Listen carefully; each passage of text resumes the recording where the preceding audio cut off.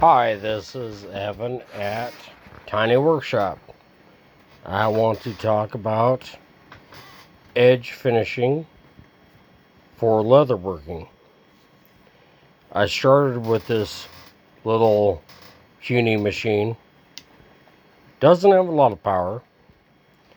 I modified it to accept a buffing wheel and a burnishing wheel from Tandy.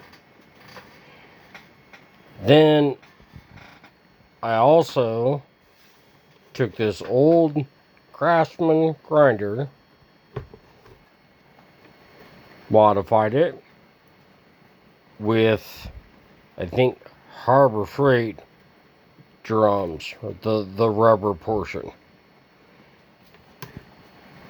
and then put a drum sanding wheel on it, and then a small one on this side. This works amazingly well to grind the edges clean on my knife sheaths and holsters that I make. Works quite well. I did have to cut the guards off of this machine. It's just plastic. I cut it off, gave myself clearance for the shaft, and then adapted this onto it. Works quite well. I'm pretty pleased. I didn't have to spend a fortune on a burnishing machine.